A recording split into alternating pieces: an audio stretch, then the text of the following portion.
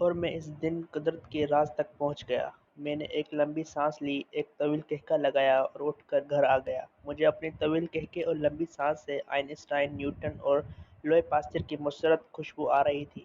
میں نے اس دن جانا سرشاری کہ وہ کون سی کیفیت تھی جس میں ارشمیز پانی کی ٹپ سے نکلا اور میں نے پا لیا کہ نعرے لگاتا ہوا ننگا گلی میں آ گیا۔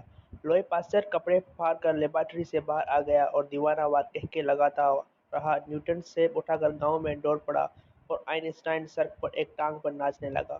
قدرت کا راز جاننا اللہ تعالیٰ کی بہت بڑی نعمت ہوتی ہے اور یہ نعمت انسان کو چند لمحوں کے لیے پاگل کر دیتی ہے۔ میری کیفیت بھی اس وقت ویسی تھی۔ میں نیم پاگل ہو چکا تھا۔ میں مسلمان کہہ کے لگا رہا تھا اور لمبی لمبی سانسیں لے رہا تھا۔ میرے گھر والے پریشان ہو گئے۔ ان کا خیال تھا مجھے نقصانات، دھوکوں، خرابیوں، پریشانیوں نے پاگل کر دیا ہے۔ میں دیوانہ ہو گیا ہوں۔ مجھے آپ بھی اس وقت دیکھتے تو آپ بھی یہی سمجھتے، مگر میں اس لمحے کا ارشمیز تھا۔ میں اس لمحے لوئی پاسچر، نیوٹن اور آئنسٹائن تھا۔ میں گھر آیا، میں نے وضو کیا، جائے نماز بچھائی اور سجدے میں گر گیا۔ میں نے اللہ سے اپنی شرک، اپنی کفر اور اپنی بے وقوفی کی معافی مانگنا شروع کی اور اس وقت تک سجدے میں گرا رہا جب تک اللہ تعالیٰ نے مجھے معاف نہ کر دیا۔ وہ جب یہ کہانی سنا رہے تھے تو ان کی آنکھوں میں آنسو تھے۔ وہ ٹشو سے بار بار آنکھوں کو کونے صاف کرتے تھے اور منہ سے منہ میں کوئی کلمہ دہراتے تھے۔ مجھے اس کلمے کے صرف 2 لفظ سمجھ آتے تھے، اللہ اور شکر۔ میں نے ان سے پوچھا، آپ کو کیسے معلوم ہوا آپ کو اللہ تعالیٰ نے معاف کر دیا ہے؟ ان کے چہرے پر مسکراہٹ آ گئی۔ یہ مسکراہٹ بارش کے بعد کی دھوپ جیسی تھی، نکھری، تازہ اور چمکدار۔ وہ بولے، انسان کا دل اللہ کے مرکز ہوتا ہے۔ اللہ آپ کے دل میں رہتا ہے۔ یہ جب آپ سے ناراض ہوتا ہے تو آپ کا دل بھاری ہو جاتا ہے۔ آپ کو یوں محسوس ہوتا ہے کہ آپ کے سینے پر جیسے کوئی بھاری پتھر رکھ دیا گیا ہو اور آپ اس پتھر کے بوجھ تلے دب رہے ہیں۔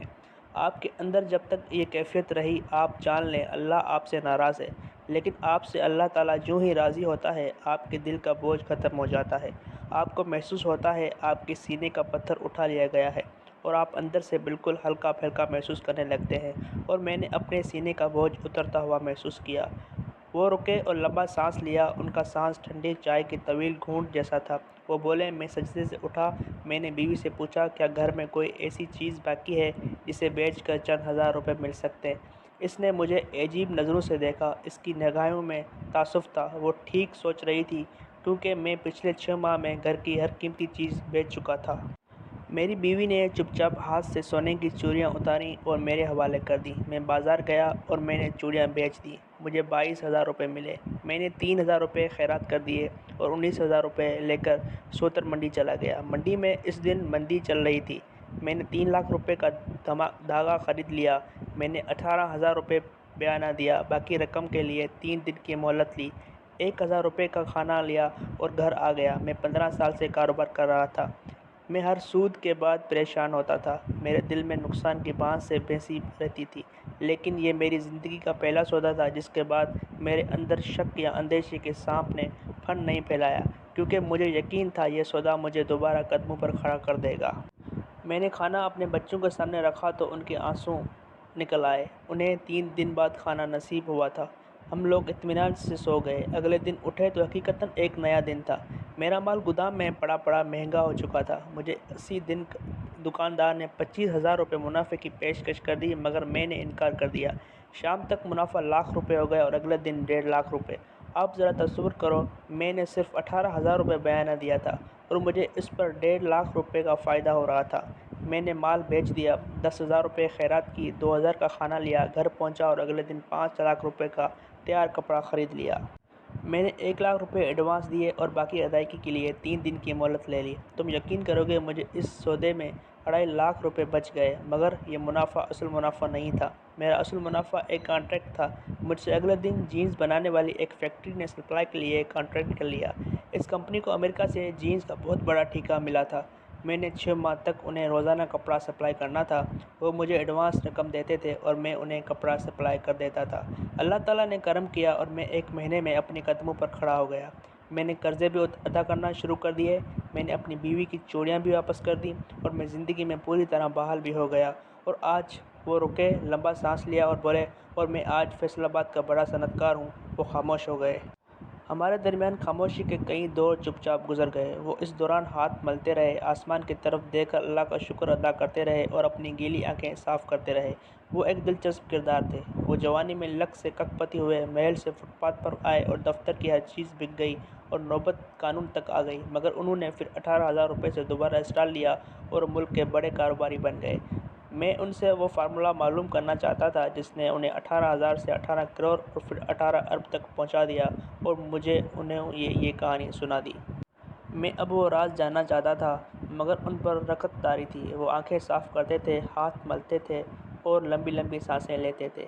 وہ بڑی دیر تک اس کیفیت میں رہے اور پھر اچانک سر اٹھا کر بولے، میں بھی دراصل اپنے برے وقت میں وہی غلطی کر رہا تھا جو دنیا کے زیادہ تر لوگ کرتے ہیں۔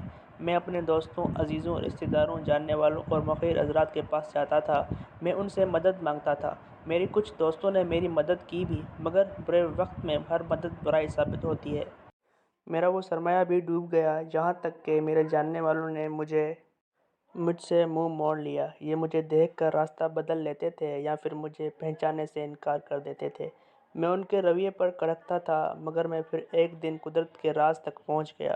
میں اپنا مسئلہ سمجھ گیا۔ مجھے محسوس ہوا یہ مصیبت اللہ کی طرف سے بھیجی گئی ہے، اور میں جب اس کے حل کے لیے لوگوں کے پاس جاتا ہوں تو اللہ تعالیٰ مائنڈ کر جاتا ہے۔ یہ کہتا ہے کہ یہ کس قدر بیوقوف انسان ہے، یہ آج بھی میرے پاس آنے کے بجائے، مجھ سے مدد مانگنے کے بجائے لوگوں کے دروازوں، لوگوں کے دہلیزوں پر جا رہا ہے۔ چنانچہ اللہ تعالیٰ میری سختی میں اضافہ کر دیتا ہے۔ مجھے معلوم ہوا میں جب تک اللہ کے سامنے نہیں گڑ گڑاؤں گا، میں جب تک اس سے مدد نہیں مانگوں گا، میری سختی ختم نہیں ہوگی۔ چنانچہ میں نے وضو کیا اور اللہ کی در پر ماتھا ٹیک دیا، اور اللہ تعالیٰ نے میرے سر سے مصیبتوں کا دھوپ ہٹا دی۔ اس نے میرے راستے کھول دیے۔ حاجی صاحب نے لمبی آہ بھری اور بولے، آپ مصیبت میں جب بھی کسی انسان کی طرف دیکھتے ہیں تو اللہ مائنڈ کر جاتا ہے اور آپ کی مصیبت میں اضافہ ہو جاتا ہے۔ لہٰذا میری نصیحت پلے باندھ لو، برے وقت میں کبھی کسی انسان کے دروازے پر دستک نہ دو، صرف اور صرف اللہ سے رجوع کرو، تمہاری مصیبت ختم ہو جائے گی۔ یہ قدرت کا بڑا راز تھا، اور اللہ تعالیٰ نے مجھ پر کرم کیا اور یہ راز مجھ پر کھول دیا۔ وہ چلے گئے، لیکن جاتے جاتے مجھے بھی اشرمیز بنا گئے۔